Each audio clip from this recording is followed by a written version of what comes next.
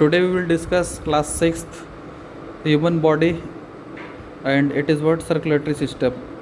Circulatory system refers to a mechanism found in our body in which जिसमें क्या होता है, अपने बॉडी से जो भी वेस्ट मटेरियल है जो भी कंपोनेंट है उसका ट्रांसमिशन होगा from one place to another place. अपने बॉडी में दो मेजर फ्लूइड पाया जाता है, एक तो ब्लड, दूसरा लिम्फ। ब्लड बहता है ब्लड सर्कुलेटरी सिस्टम से और लिम्फ बहता है लिम्फेटिक सिस्टम से। ब्लड में जो मेन कैरियर है वो है तुम्हारा ब्लड वेसल्स। ब्लड वेसल्स में कौन कौन सा होगा? Artery, veins and capillaries. You can speak what did I say? Artery, veins and capillary. Capillary सबसे पतला होता है, वेन्स थोड़ा सा मोटा और आर्टरी सबसे मोटा। हालांकि तीनों का इलास्टिक वाल्स होता है, मतलब तीनों में इलास्टिक वाल्स पाया जाता है। मतलब अगर ब्लड उससे फ्लो होगा तो रेगुलरली कंट्रैक्ट कर सकता है और रिलैक्स कर सकता है, कंट्रैक्ट कर सकता है और रिलैक्स कर सकता है। इसका मतलब we can easily say that it contains elastic walls. That means अगर ये जा रहा हो क्या ब्लड वेसल्स, तो इसका जो ये वाल्स है, ये और ये ऊपर वाला पोर्शन, नीचे वाला पोर्शन, ऊपर और नीचे, ये आसानी से ब्लड के प्रेशर को आसानी से झेल सकता है। क्यों? क्योंकि इसके अंदर एक नेचर पाया जाता है जिसको हम लोग बोलते हैं इलास्टिक नेचर। दैट मीन्स क्या? इलास्टिसिटी। देखो, circulatory system is responsible for transporting such as what? Nutrients, you can say hormone and oxygen to all parts of the body cells. That means body में बहुत सारा cells पाया जाता है because we are multi cellular organism. पता होगा organism तीन तरह का होता है, a cellular, unicellular and multi cellular. A cellular means वैसा ऑर्गेनिज्म जिसमें कोई भी सेल जो किसी भी सेल से नहीं बना होता है। एग्जाम्पल वायरस का एक प्रॉपर्टी होता है को अगर जिस भी लिविंग ऑर्गेनिज्म के अंदर जाता है, जब बॉडी के अंदर चला जाता है तो एक्ट करता है एज अ, तो हम बोल रहे थे क्या कि वायरस का एक प्रॉपर्टी होता है अगर जिस भी लिविंग ऑर्गेनिज्म के ऊपर अटैक करता है, क्या बोले, जिस भी लिविंग ऑर्गेनिज्म के अंदर अटैक करता है तो जब बॉडी के अंदर चला जाता है तो वो एक्ट करता है एज अ लिविंग कंपोनेंट, मतलब लिविंग ऑर्गेनिज्म। और outside the body it acts as non living, मतलब जब शरीर से बाहर होता है, जैसे मान लो कोई इंसान है, उसके अंदर वायरस घुस गया, जब वायरस उसके अंदर चला गया तो वो लिविंग हो गया, ठीक है, मतलब लिविंग ऑर्गेनिज्म की तरह एक्ट करता है। और जब उससे बाहर चला गया, मतलब जब तक उसके अंदर नहीं गया तब तो वो नॉन लिविंग है। मतलब outside the body it acts as non living organism and inside the body it acts as living organism. So circulatory system में क्या होता है? सर्कुलेशन होता है किसका? कंपोनेंट्स का। कौन सा कंपोनेंट्स? जैसे एग्जांपल हो सकता है क्या? Your nutrients, hormones, oxygen. और ये ट्रांसमिशन जो होता है, मतलब जो ट्रांसपोर्टेशन होता है, कहाँ तक जाता है? बॉडी के सेल्स तक। सेलुलर ऑर्गेनिज्म के बारे में बात बोल रहे थे क्या कि ऐसा ऑर्गेनिज्म जो एक भी सेल से नहीं बना होता उसको हम लोग बोलते हैं ए सेलुलर ऑर्गेनिज्म। जो सिंगल सेल से बना होता है उसको हम लोग बोलते हैं यूनिसेलुलर ऑर्गेनिज्म, यूनिसेल्युलर, ठीक है। और मिलियंस ऑफ सेल से जो बना होता है उसको हम लोग बोलते हैं मल्टी सेलुलर ऑर्गेनिज्म। तो हम लोग क्या है, यानी ह्यूमन बींग्स क्या है? Multi cellular organism. और तुम्हारा जो अमीबा है, बैक्टीरिया है, ठीक है, ये सब क्या है? एक ही सेल से बना है ना, जिसको हम लोग माइक्रोस्कोप के थ्रू देख सकते हैं। तो वो क्या है? Unicellular organism. So unicellular organism में तो ट्रांसपोर्टेशन का कुछ खास वैल्यू नहीं है, मतलब सर्कुलेटरी सिस्टम का उतना ज़्यादा रिक्वायरमेंट नहीं होता है क्योंकि एक ही सेल से बना है। उसी में एक्सक्रीशन भी होगा, क्या, रेस्पिरेशन भी होगा, डाइजेशन भी होगा और ट्रांसपोर्टेशन भी होगा। सारा कुछ एक ही सेल के अंदर हो जाएगा, तो उसमें कोई खास मैकेनिज्म का ज़रूरत नहीं पड़ता है। बट मल्टी सेलुलर ऑर्गेनिज्म में क्या होता है? स्पेशलाइज्ड सेल्स होता है। हर वर्क के लिए अलग अलग सेल्स बोल सकते हैं, अलग अलग ऑर्गेन्स होता है। जैसे हम बताते हैं सबसे basic structural and functional unit of our body क्या है बताओ तो? सेल। बहुत सारा सेल्स जब कंबाइन करता है तो क्या बनता है? टिश्यू। तो टिश्यू को हम लोग कैसे डिफाइन करते हैं? A group of cells which is made up of a group of cells which has similar function and structure. That means क्या? ग्रुप ऑफ सेल्स जिसका फंक्शन और स्ट्रक्चर लगभग सिमिलर हो तो उसको हम लोग कंबाइंड फॉर्म में बोलते हैं टिश्यू। और बहुत सारे टिश्यू मिलके क्या बनता है? ऑर्गेन्स बनता है ना। और बहुत सारा ऑर्गेन मिल करके क्या बनता है, Organ system. Organ system. और बहुत सारा ऑर्गेन सिस्टम मिलके पूरा एक ऑर्गेनिज्म कंप्लीट होता है। ऑर्गेनिज्म जैसे ह्यूमन बींग्स हो गया, है ना, गोट हो गया, एलिफेंट हो गया, etcetera. This all are simply the organism. तो ऑर्गेनिज्म्स बना किससे, ऑर्गेन सिस्टम के मिलने से। और ऑर्गेन सिस्टम किससे बना, ऑर्गेन्स के मिलने से। और ये ऑर्गेन किससे बना, टिश्यू से बना। और टिश्यू किससे बना, सेल से। तो सारा ये ऑर्गेनिज्म फाइनली बनना कहाँ से स्टार्ट हुआ था, सेल से। इसीलिए हम लोग बोलते हैं cell is the basic functional and structural unit of our body. That means in other word I can easily say that a cell is the basic structural and functional unit of our body. तो क्या जब organism बड़ा होगा तो उसमें ज़्यादा requirement होगा ना, किसका, सर्कुलेशन का। और सर्कुलेशन के लिए हम लोग को स्पेशलाइज्ड ऑर्गेन चाहिए होगा। अच्छा तुमको एक चीज़ पता है, ऑर्गेन जैसे क्या, eyes, nose, ear, this all are called organ. अच्छा अब एक बात बताते हैं, ऑर्गेन फंक्शन करता है, ये बात तो मानती हो। जैसे आई क्या है, देखने का काम करता है। हाँ, स्किन क्या है, परसीव करने का काम करता है, मतलब फील करने का काम करता है। और बताओ, ईयर्स क्या, सुनने का काम करता है। अच्छा अब एक चीज़ और बताते हैं, ऑर्गेन सिस्टम क्या होता है। कुछ ऑर्गेन्स मिल करके एक प्रॉपर वर्क को कैरी आउट करता है। फॉर एग्जांपल अगर हम बोल दें डाइजेशन, तो डाइजेशन में कौन सा ऑर्गेन है जो कि इन्वॉल्व होता है, बताओ तो। एक तो ईटिंग के लिए, च्यूइंग के लिए क्या चाहिए, माउथ चाहिए। माउथ में क्या रहता है, टीथ रहता है जो च्यू करने में हेल्प करता है। बताओ होगा 4 तरह का टीथ होता है, इंसिजर, कैनाइन, प्रीमोलर्स और मोलर्स। किसी का कटिंग, किसी का ग्राइंडिंग, किसी का क्रशिंग, बहुत सारा का फंक्शन होता है। तो 6th क्लास में पढ़ी हो। तो हम लोग बोल सकते हैं कि ऑर्गेन सिस्टम जो होता है वो कुछ ऑर्गेन्स का कम्बिनेशन होता है जो पर्टिकुलर फंक्शन या किसी पर्टिकुलर टास्क को परफॉर्म करता है। फॉर एग्जांपल हम बोल रहे थे क्या, डाइजेशन। तो डाइजेशन में कौन वर्क करता है बताओ तो। डाइजेस्टिव सिस्टम में कौन सा वर्क करता है ऑर्गेन्स। एक तो माउथ हो गया, ठीक है। दूसरा एसोफेगस। एसोफेगस किसको बोलते हैं, फूड पाइप को, जिसके होते हुए खाना अपने बॉडी के अंदर जाता है। अच्छा वहाँ पे जाने के बाद पैनक्रियास रास्ते में मिलता है, पैनक्रियाटिक जूस जो सीक्रेट करता है, पैनक्रियास ग्लैंड है। उसी तरह से स्टोमक, लास्ट में तो स्टोमक में जाता है। स्टोमक से होते हुए फिर लार्ज इंटेस्टाइन और स्मॉल इंटेस्टाइन। तो जो खाना होता है उसका पचने का काम कहाँ होता है, स्टोमक में होता है। अच्छा और फिर एब्जॉर्प्शन का वर्क कहाँ होता है, स्मॉल इंटेस्टाइन और लार्ज इंटेस्टाइन के अंदर। तो हम लोग बोल सकते हैं कि we need so many organs to carry out the circulatory activities. तो जो ऑर्गेन्स इसमें इन्वॉल्व होता है वो ऑर्गेन पूरा कंस्टिट्यूट अप होकर के सर्कुलेटरी सिस्टम को फॉर्म करता है। तो बताओ तो ट्रांसपोर्टेशन किसका हो सकता है, न्यूट्रिएंट्स का, हार्मोन्स का, ऑक्सीजन का, to all the body cells. It also helps in carrying metabolic waste. Metabolic waste क्या होगा, जो बॉडी एब्जॉर्ब नहीं कर सकता है या फिर जिसका ठहरना हमारे बॉडी में और हमारे बॉडी के लिए हानिकारक है यानी हार्मफुल है। फॉर एग्जांपल कार्बन डाइऑक्साइड बहुत सारा जमा हो जाएगा तो क्या होगा, कार्बन डाइऑक्साइड अगर जमा हो जाएगा बहुत सारा तो उस केस में क्या होगा, आदमी को सफोकेशन का फीलिंग आने लगेगा, मतलब दम घुटने लगेगा होगा और धीरे धीरे आदमी मर भी सकता है।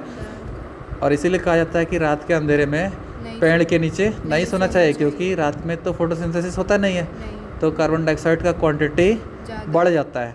और कार्बन डाइऑक्साइड का क्वांटिटी बढ़ने के कारण वहाँ पे सोना यानी पेड़ के नीचे सोना, वृक्ष के नीचे सोना हानिकारक है, क्योंकि इंसान रात भर कार्बन डाइऑक्साइड को इनहेल करेगा मतलब ब्रीथ करेगा, ब्रीथ इन। तो एक समय आएगा कि बॉडी उसको टॉलरेट नहीं कर पाएगा, और टॉलरेट नहीं कर पाएगा तो क्या हो जाएगा, सफोकेशन के कारण आदमी का दम घुट के मर जाएगा और उसको पता भी नहीं चलेगा कि वो अगला सुबह नहीं देख पा रहा है। Metabolic waste like carbon dioxide, excess water and urea. Excess water जो बॉडी के अंदर पाया जाता है गर्मी दिन में देखना वो पसीना के रूप में बाहर आ जाता है, होता है ना। अच्छा यूरिया क्या होता है बताओ तो। यूरिया का फॉर्मूला अगर कोई पूछ दिया याद रखना, CONH2 क्या लिखिए, यूरिया का फॉर्मूला एक बार बड़ा करके लिख देते हैं, CONH2। This is the formula of urea. Urea हमारे यूरिन्स में पाया जाता है। Urea is the major constituent of our urinary system. क्या बहुत ज़्यादा यूरिया अगर हो जाएगा तो बॉडी के लिए वो भी क्या है, हानिकारक है। क्यों? क्योंकि वो क्या है, हार्मफुल सब्सटेंस है। ठीक है, तो इस सबको क्या करना होगा, हम लोग को रिमूव करना होगा। और रिमूव करने के लिए जो सिस्टम रिक्वायर्ड होता है उसको हम लोग बोलते हैं सर्कुलेटरी सिस्टम। हालांकि उसको तो एक्सक्रीटरी सिस्टम बोलते हैं, लेकिन ये सब फंक्शन को होने के लिए सर्कुलेटरी सिस्टम का होना ज़रूरी है। हाँ देखो क्या, urea away from our body cells to the excretory organ so that this can be removed out of our body से बाहर जा सके। The circulatory system in human beings has 3 major parts, blood, blood vessels and what, heart. क्या क्या बोले, एक तो blood vessels और हार्ट। ब्लड क्या होता है, वो फ्लूइड है जो अपने बॉडी में रन करता है। ब्लड वेसल्स वो पाइप्स है, छोटा छोटा लिविंग पाइप है जो कि सेल से ही बना होता है, लेकिन नेचर कैसा होता है उसका, इलास्टिक नेचर। कौन कौन सा ब्लड वेसल्स बताओ तो, आर्टरी, वेन्स और कैपिलरीज। कैपिलरी सबसे पतला, वेन्स थोड़ा सा मोटा और आर्टरी सबसे ज़्यादा मोटा। हार्ट पंपिंग ऑर्गेन है, हार्ट ही वो ऑर्गेन है जिसके थ्रू ब्लड पंप होकर के पूरे बॉडी तक पहुंचता है। यानी जैसे हमारे घर में पानी किससे आता है, पानी को टैंक तक पहुंचाने का रिस्पॉन्सिबिलिटी किसके पास है, मोटर के पास है ना। मोटर को ऑन करते हैं तो मोटर क्या करता है, पानी को पाइप के थ्रू ग्राउंड वाटर को खींच करके कहाँ तक लेके जाता है, हाँ टैंक के तक, मतलब टंकी जो है वहाँ तक पहुँचाता है। उसी तरह से हार्ट क्या करता है, हार्ट बीट करने के साथ ही ब्लड को पंप करने का वर्क करता है to all parts of our body. Blood is a circulating fluid, यह वो फ्लूइड है जो सर्कुलेट होकर के एक से दूसरी जगह जाता है। हाँ, for transporting the different materials the heart pumps blood throughout the body and blood vessels are the tubes, बताए ना वो पाइप है through which blood circulates from and to the heart, from and to the heart, from and to the heart. ये paragraph तो समझ में आ गया होगा शानदार तरीके से। अब नेक्स्ट आता है क्या, कंपोजिशन ऑफ ब्लड, मतलब ब्लड जो है हमारा वो बना किससे होता है। ब्लड का मेजर कंस्टिट्यूएंट बताओ तो कौन कौन किसको पता है। एक तो प्लाज्मा होता है, और बोलो आरबीसी, डब्ल्यूबीसी और प्लेटलेट्स होगा ना, आरबीसी, डब्ल्यूबीसी और प्लेटलेट्स। आरबीसी का full form red blood cells, WBC का full form white blood cells, और तुम्हारा प्लेटलेट्स तो एक मेजर कंस्टिट्यूएंट है ब्लड का जो हेल्प करता है ब्लड क्लॉटिंग मैकेनिज्म में। मान लो किसी का उंगली कट गया, इसका बायोलॉजिकल नेम भी है, आरबीसी को हम लोग इरेथ्रोसाइट के नाम से जानते हैं, डब्ल्यूबीसी को ल्यूकोसाइट, और प्लेटलेट्स को हम लोग बोलते हैं थ्रोम्बोसाइट। याद रहेगा, क्या बोले, प्लेटलेट्स को हम लोग बोलते हैं, these are the biological names of RBC, WBC and platelets. RBC का क्या बोले, आरबीसी का इरेथ्रोसाइट, ठीक है, डब्ल्यूबीसी का ल्यूकोसाइट और प्लेटलेट्स का थ्रोम्बोसाइट। ये 3 मेजर कंस्टिट्यूएंट है किसका, ब्लड का। अच्छा, human blood is a bright red coloured thick fluid. किसी का देखा है क्या हरा कलर का ब्लड आ रहा है, नहीं, सबका ब्लड कैसा होता है, अच्छा रेड ही होता है। वो क्यों होता है red, due to presence of haemoglobin. Haemoglobin के कारण ही हमारा ब्लड कैसा होता है, रेड होता है। कुछ ऑर्गेनिज्म है जिसमें वाइट ब्लड सेल्स, मतलब जिसका ब्लड वाइट भी होता है, जैसे कॉकरोच। तुमको पता है कॉकरोच का ब्लड वाइट होता है, क्यों, क्योंकि उसके अंदर कोई भी हेमोग्लोबिन नहीं पाया जाता है। कॉकरोच को किल करके देखना, उसमें वाइट कलर का कुछ निकलता है, देखा है, पूरा गजब लग गया ना, फील अजीब सा फील आया ना। तो वो क्या, उसका ब्लड है, कॉकरोच को मारा है, हाँ, तो वो जो वाइट कलर का जो निकलता है ना उसके बॉडी से बाहर दैट इज़ व्हाट, वही उसका वो ब्लड है। और वो किस कलर का निकलता है, वाइट कलर का। इसका मतलब ऑक्टोपस का ब्लू निकलता है तो वही। अच्छा, इसमें बोल रहे थे क्या, that carries nutrients, respiratory gases and other substances from one part of the body to the other. अच्छा, blood is compose of 2 component, plasma and blood cells. Plasma किसको बोलते हैं, बोलो, लिक्विड पार्ट को प्लाज्मा बोलते हैं। और ये याद रखना, ये लगभग 70 से 80% बॉडी का प्लाज्मा ही है, मतलब 70 to 80% मेजर कंस्टिट्यूएंट कौन है, plasma. The straw coloured fluid in which, हाँ, different different blood cells are suspended is called what? Plasma.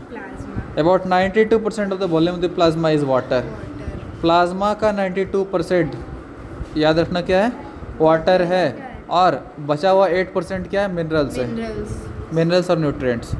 And the remaining 8% contain in number of substance in which solution such as protein, glucose, minerals, ions and hormones. ये सारा 8% में आता है. अब बाकी का 92% क्या है? H2O. H2O refers to water. अब आता है blood cells. These are the cellular component of the blood that floats in plasma. ये सेलुलर कंपोनेंट है जो कि फ्लोट करता है, मतलब ब्लड है, ब्लड के अंदर जो सेल्स पाया जाता है उसी को हम लोग बोलते हैं ब्लड सेल्स. और इसका मेजरली 2 कैटेगराइजेशन, मतलब 2 टाइप्स का होता है, एक आरबीसी, दूसरा डब्ल्यूबीसी. आरबीसी का बोले बायोलॉजिकल नेम क्या है? इरेथ्रोसाइट. और डब्ल्यूबीसी का बायोलॉजिकल नेम क्या है? ल्यूकोसाइट है. There the red blood cells present in the plasma. Mature RBC, मतलब जब आरबीसी बड़ा हो जाता है, biconcave in shape. Biconcave, concave देखा है? कनकेव इसको बोलते हैं, कन्वेक्स इसको बोलते हैं. ये वाला पोर्शन कन्वेक्स है और ये वाला पोर्शन क्या है? कनकेव है. कनकेव मीन्स होता है गुफा के अंदर जाना, और ये दिख रहा है, ये बाहर वाला पोर्शन है कॉन्वेक्स है. They are biconcave in shape and do not have a nucleus. कोई उस खास उसमें न्यूक्लियस नहीं पाया जाता है, मतलब न्यूक्लियस होता है न्यूक्लियस के बदले, अंडर डिफाइंड न्यूक्लियस, मतलब वेल डिफाइंड न्यूक्लियस नहीं है. They are the most abundant component of blood. RBC are produce in the bone marrow. अपने बॉडी में तो स्पाइनल कॉर्ड देखा है ना? स्पाइनल कॉर्ड नहीं देखिए पीछे, उसी के आसपास ऊपर अपर रीजन में पाया जाता है बोन मेरो. वहाँ पे ही डब्ल्यूबीसी का फॉर्मेशन होता है. The red coloured of blood is due to the presence of red coloured pigment which we call, जिसको हम लोग क्या बोलते हैं? हेमोग्लोबिन बोलते हैं. In RBC haemoglobin combines with oxygen to form oxyhaemoglobin. ये पूछेगा ऑक्सी हेमोग्लोबिन किससे बनता है? तो ऑक्सीजन प्लस हेमोग्लोबिन. जब जिस दिन हेमोग्लोबिन के अंदर ऑक्सीजन अटैच हो जाता है, मतलब यूँ सोच लो कि उसके अंदर मिक्सअप हो जाता है, तो जो कंपोनेंट बनता है उसको हम लोग बोलते हैं oxyhaemoglobin, which is carried from the lungs to all the cells in the body. Which is carried from lungs to all the cells in our body. Got it? इसका मतलब हम लोग का ब्लड किस कारण से रेड होता है बताओ? HB हेमोग्लोबिन के कारण. ब्लड सेल्स किसके कारण रेड होता है बताओ? HB हेमोग्लोबिन के कारण. इसको शॉर्ट में हम लोग इस तरह से HB भी लिख सकते हैं. अब नेक्स्ट है इसमें जो मेजर कंपोनेंट है वो है white blood cell. White blood cell का पहले फंक्शन सुन लो, क्योंकि इतना इंपॉर्टेंट है. याद रखना, कोई भी फॉरेन मटेरियल अगर बॉडी के अंदर आता है, बोले थे डब्ल्यूबीसी का बायोलॉजिकल नेम क्या है? Leucocyte. These are the colorless blood cells which are fewer in number but larger in size. हाँ, एक चीज़ और बोल रहे थे, WBC इतना ज़्यादा इम्पोर्टेंट है. क्यों इम्पोर्टेंट है? क्योंकि ये हम लोग को किसी भी फॉरेन मटेरियल्स जो कि हमारे बॉडी के लिए हार्मफुल है, जैसे कोई हार्मफुल बैक्टीरिया आ जाए, ठीक है, कोई ख़तरनाक सा वायरस आ जाए, या फिर कहीं पे मान लो किसी का कट गया कोई चीज़, कोई भी पोर्शन क्या हो गया? ओंड के तरह का कट गया, तो उससे क्या होगा? ब्लड आएगा. ब्लड धीरे धीरे क्या होता है? जमना स्टार्ट हो जाता है. ठीक है, वो पता है जमता क्यों है? इस प्लेटलेट्स के कारण. यानी ब्लड क्लॉटिंग मैकेनिज्म में कौन रिस्पॉन्सिबल है? ये प्लेटलेट्स. हाँ, बोले क्या वो जम गया? कौन? ब्लड. अब उसके ऊपर जो फॉरेन हार्मफुल मटेरियल आएगा, जैसे बैक्टीरिया, फंगी, वायरस होगा, ये सारा चीज़ जो आएगा, उससे हम लोग के बॉडी को, यानी उस ओंड को, और फाइनली हम लोग के बॉडी को, मतलब पहले घाव को बचाएगा और फिर हम लोग के बॉडी को बचाएगा. तो ये बचाने वाला कौन सेल है? हाँ, वाइट ब्लड सेल. WBC ही है वो सेल जो हम लोग के बॉडी को किसी भी फॉरेन और हार्मफुल मटेरियल्स से बचाता है. ठीक है, that's what it is, white blood cell.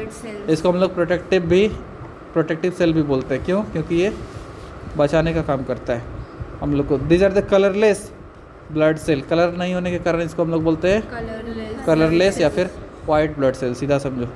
हाँ, which are fewer in number but larger in size as compare to RBC. RBC comparison में इसका साइज, उसका साइज बताओ तो कैसा था? मतलब किस टाइप का? Shape by concave. ये याद है ना? बाय कनकेव इन शेप था, याद रखना. WBC are irregular in shape. कुछ खास शेप नहीं होता है, इरेगुलर शेप का होता है, इरेगुलर मतलब जैसा तैसा दिख रहा है ये इरेगुलर शेप ना, तो सर क्या ये सर्कुलर बोल सकते हैं, क्यूबाइडल, क्यूबिकल, कोई खास शेप है इसका क्या, हम बोलते हैं ये इसका क्या शेप है, कुछ खास शेप है क्या, this is called, this type of shape is called irregular shape. तो WBC का भी वही कहानी होता है, ये क्या होता है, इरेगुलर शेप में पाया जाता है। WBC are irregular in shape and have either one large nucleus up to 3 to 4 lobed nuclei, 3 से 4 लोब वाला न्यूक्लियाई। लोब दिखाते हैं किसको बोलते हैं, जैसे मान लो ये इस तरह का, हालांकि ये बना दिए p ऑर्बिटल, ठीक है, PX P और PZ, ये केमिस्ट्री में पाया जाएगा, मतलब केमिस्ट्री में आएगा, ऑर्बिटल्स में थोड़ा सा हाई लेवल का बात बोल दिए हम। हाँ, ये S ऑर्बिटल है, ये PY ऑर्बिटल, उसी तरह से PX ऑर्बिटल, फिर PZ ऑर्बिटल, ये समझ में नहीं आएगा फिर भी हम बोल रहे हैं। क्या ये ऑर्बिटल्स जो ये PY है, PX है, PZ है, ये एक्स एक्सिस के अलोंग इंक्लाइंड है, ये Y एक्सिस के अलोंग जा रहा है, और ये Z एक्सिस के अलोंग फॉल कर रहा है। तो उसी तरह से इसका ये जो पोर्शन दिखा ना, ये वाला पोर्शन और ये वाला portion, these are called the lobes. एक शेप ड्रॉ कर रहे हैं, यहाँ पे इसको प्रेस करो, ठीक है, एक शेप ड्रॉ कर रहे हैं, ये और ये इसका लोब कहलाता है, दिखा। तो हाँ, उसमें भी 3 to 4 लोब्स होता है न्यूक्लियस में। They are produced in the bone marrow, lymph nodes, spleen and liver. WBC defend the body, हम बताए ना, कोई फॉरेन जर्म से क्या करता है, हमारे बॉडी को ये बचाता है, like the bacteria that causes typhoid. सारा बैक्टीरिया तो हार्मफुल नहीं है, कुछ बैक्टीरिया क्या है, यूजफुल भी है, जैसे लैक्टोबैसिलस बैक्टीरिया जो कि मिल्क और मिल्क प्रोडक्ट में पाया जाता है, जैसे घी, जैसे तुम्हारा ये नहीं, कर्ड में, घी में थोड़ी ना, हाँ कर्ड में पाया जाता है और मिल्क में पाया जाता है। तो लैक्टोबैसिलस बैक्टीरिया हमारे बॉडी के लिए और डाइजेस्टिव सिस्टम के लिए यूजफुल है। लेकिन ये जो टाइफाइड का जो बैक्टीरिया होता है, इसका नाम जान लो, इसका नाम वो बैक्टीरिया है जो कि टाइफाइड काउज करता है, उसका नाम है सल्मोनेला टाइफी, याद रहेगा, सल्मोनेला टाइफी, टाइफाइड। हाँ, तो क्या बोले हम, ये टाइफाइड जो बीमारी काउज करता है उस बैक्टीरिया का नाम है सल्मोनेला टाइफी। उसी तरह से TB, ट्यूबरक्लोसिस, माइकोबैक्टीरियम ट्यूबरक्लोसिस, जो बैक्टीरिया इसको काउज करता है उसका नाम क्या है, mycobacterium tuberculosis. They produce chemicals called antibodies, हो WBC, to destroy this germs. तो इस जर्म्स को डिस्ट्रॉय करने का काम किसका रहा, WBC का, है ना। हाँ, the other type of WBC can squeeze out through the capillary walls to reach the site of infection. बताए ना, अपने वॉल से स्क्वीज आउट होकर के जो घाव वाला एरिया होता है, ओंड वाला एरिया, वहाँ तक पहुँच जाता है और उसको क्या करता है, डिस्ट्रॉय करने का कोशिश करता है। किसको, जो हार्मफुल जर्म्स है। जैसे टाइफाइड का जर्म कौन था, कौन सा बैक्टीरिया था, साल्मोनेला टाइफी। ट्यूबरक्लोसिस का जर्म कौन था, माइकोबैक्टीरियम ट्यूबरक्लोसिस। उसको क्या करता है, ये डिस्ट्रॉय करता है। कौन डिस्ट्रॉय करता है, white blood sales. Then they destroy the germs by engulfing and digesting them. WBC क्या करता है, उस जो हार्मफुल बैक्टीरिया या हार्मफुल फंगस है उसको क्या कर लेता है, इनगल्फ कर लेता है, मतलब निगल लेता है और उसको क्या करता है, फाइनली डाइजेस्ट कर लेता है। तो ये मेजर जो कंपोनेंट था RBC, दूसरा WBC, अब तीसरा आता है जिसको हम लोग बोलते हैं प्लेटलेट्स। प्लेटलेट्स क्या करता है, प्लेटलेट्स ब्लड क्लॉटिंग मैकेनिज्म में हेल्प करता है। ब्लड क्लॉटिंग मैकेनिज्म का मतलब क्या हुआ इसका, अगर मान लो, हाँ, अगर मान लो किसी बॉडी के किसी पोर्शन में मान लो किसी ब्लड से कट गया, ठीक है, तो उससे क्या होगा, ब्लड बाहर आना शुरू कर देगा। तो ब्लड क्या, अगर नहीं ये प्लेटलेट्स रहता तो सारा ब्लड बाहर आ जाता, ऐसा ही नहीं होता। लेकिन ब्लड क्लॉटिंग मैकेनिज्म जो कि प्लेटलेट्स परफॉर्म करता है, उसके कारण सारा ब्लड बॉडी से बाहर नहीं आता है। आते आते क्या होता है, थोड़ा सा ब्लड बाहर आता है और फिर धीरे धीरे क्या होता है, जमना स्टार्ट हो जाता है। जमना स्टार्ट होता है ना, देखा होगा, मतलब 2-4 मिनट में ही जमना स्टार्ट हो जाता है। वो क्यों होता है, तो उसके लिए जो रिस्पॉन्सिबल है, जो ब्लड का जो कंपोनेंट रिस्पॉन्सिबल है, उसको हम लोग बोलते हैं प्लेटलेट्स। इसका बायोलॉजिकल नेम है थ्रोम्बोसाइट, ठीक है। These are the cells formed by the of special bone marrow cells and are irregular in shape. ये भी इरेगुलर इन शेप होता है। WBC कैसा था, वो भी इरेगुलर इन शेप था, लेकिन RBC कैसा था, बाइकनकेव इन शेप था। हाँ these cells are formed of special bone marrow. हाँ they are regular in shape. In mammals platelets lack का न्यूक्लियस उसके अंदर नहीं पाया जाता। ऐसा कब होता है? इसके किस में होता है? मैमल्स के केस में। मैमल्स उसको बोलते हैं जिसमें 4 चैम्बर्ड हार्ट होता है, 2 ऑरिकल और 2 वेंट्रिकल। याद रहेगा 4 चैम्बर्ड हार्ट, मतलब अपना हार्ट जो है वो 4 चैम्बर्स में डिवाइडेड होता है। ऊपर वाले पोर्शन को बोलते हैं ऑरिकल और नीचे वाला 2 पोर्शन को बोलते हैं हम लोग बोलते हैं वेंट्रिकल। इन मैमल्स प्लेटलेट्स लेकिन हाँ they are the smallest blood cells and are the least emitted in the blood. बहुत कम मात्रा में पाया जाता है। कौन? प्लेटलेट्स। हाँ when A part of body is wounded, अगर किसी पार्ट बॉडी के किसी पार्ट में क्या हो गया है? घाव वगैरह हो गया है, यानी वुंड हो गया है। The blood vessel gets ruptured, blood vessel क्या करता है? फट जाता है। Blood oozes out of it, oozes out मतलब होता है बाहर निकल जाना, ठीक है। In order to prevent excessive loss of blood, excess blood नहीं फ्लो कर जाए उसके लिए क्या करता है? प्लेटलेट्स गैदर अराउंड, उसके चारों तरफ प्लेटलेट्स घिर जाता है, समझा। And wound and initiate the process of blood clotting, यानी ब्लड क्लॉटिंग मैकेनिज्म के लिए रिस्पॉन्सिबल कौन है? कौन एक्सेस ब्लड फ्लो को होने से बचाता है? बताओ। प्लेटलेट्स। दूसरा नाम इसका biological name? Thrombocytes. This prevents further loss of blood from the wound, इससे और भी ज़्यादा वुंड नहीं हो, मतलब उस वुंड से और ज़्यादा ब्लड नहीं फ्लो करे। तो हम लोग इस काम को करने में हेल्प कौन करता है? This platelets. तो क्या क्या सीखा बताओ तो? ब्लड सीखा, ब्लड किस में फ्लो करता है? सर्कुलेटरी सिस्टम में, ठीक है। सर्कुलेटरी सिस्टम का जो मेजर कंपोनेंट होता है कौन सा होता है? ब्लड वेसल्स और हाँ ये तो दिखा था, ब्लड वेसल्स है और हार्ट है। हार्ट का पंपिंग ऑर्गन की तरह वर्क करता है। ब्लड वेसल्स वो है जिसके थ्रू ब्लड फ्लो करता है, और ब्लड इटसेल्फ, ये 3 मेजर कंपोनेंट है किसका?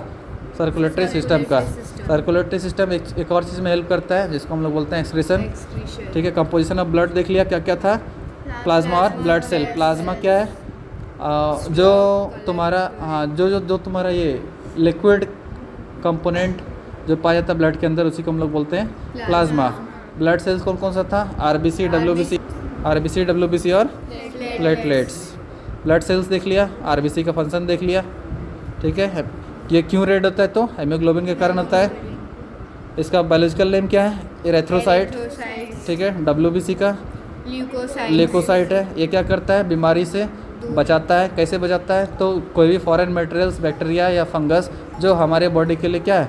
हार्मफुल है, उसको क्या कर लेता है? ये इनगल्फ कर लेता है। इनगल्फ करने का मतलब निगल जाता है, और निगलने के साथ ही उसको ख़त्म कर देता है ना। डब्ल्यूबीसी का कोई खास न्यूक्लियाई उसके अंदर तो पाया नहीं जाता है, ये रेगुलर इन शेप होता है, ठीक है।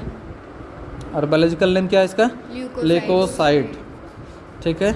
अच्छा, इसका फिर आता है डब्ल्यूबीसी डिपेंड करता है हमारी बॉडी, ये तो बोल चुके हैं, किससे?